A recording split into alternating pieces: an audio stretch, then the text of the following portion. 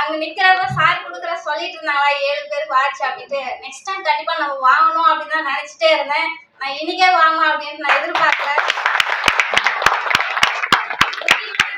இந்த வாட்ச் கிடைக்கிறது உண்மையான காரணம் பார்த்தீங்கன்னா ஃபர்ஸ்ட் வெங்கட் சார் தான். ஏன் அப்படின்னா இந்த மீட்டிங் அவர் தான் பண்ற போல இருந்துச்சு. அவங்க பார்த்தீங்கன்னா செங்கல்பட்டு போயிருந்தாங்க. என்னால பண்ண முடியாதுமா நீ பண்ணுங்க அப்படின்னாங்க.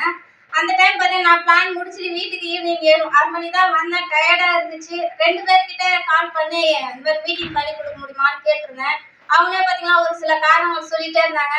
சரி நான் அப்புறமா யோசிச்சேன், நம்ம ஏன் மற்றவங்களை வந்து எதிர்பார்ப்போம், நம்மளே பண்ணிடலாமே அப்படின்ட்டு ஜஸ்ட் பார்த்தீங்கன்னா நான் யோசிச்சேன். அந்த வாய்ப்பை நீங்க நான் மிஸ் பண்ணியிருந்தேன் அப்படின்னா இந்த வாட்ச் இன்னைக்கு மிஸ் பண்ணிருக்கேன்.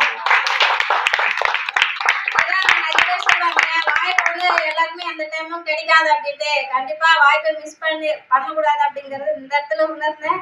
அதான் தாண்டி அப்ளைன் சொல்றதா கண்டிப்பா கேட்கணும் அப்படின்னு சொன்னாங்க. ஹரி சார் எங்களுக்கு வந்து குண்டிப்பள்ளியில ஒரு மீட்டிங் பண்ணி கொடுத்தாங்க. உண்மையா அன்னிலிருந்தே ஒவ்வொரு நாளுமே பார்த்தீங்கன்னா ஏதாச்சும் ஒன்று பண்ணணும் அப்படின்னு ஒர்க் பண்ணிட்டே இருந்தேன். அதனோட முயற்சி பார்த்தீங்கன்னா முடியாது அப்படின்னு ஒரு நினைச்சிட்டு இருந்த ஒரு விஷயம் பார்த்தீங்கன்னா போன வாரம் ஒரு 3 ஐடி நான் போய் எடுத்திருந்தேன். ரொம்ப சந்தோஷமா இருந்துச்சு.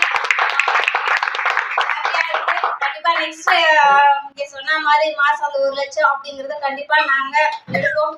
தேங்க்யூ.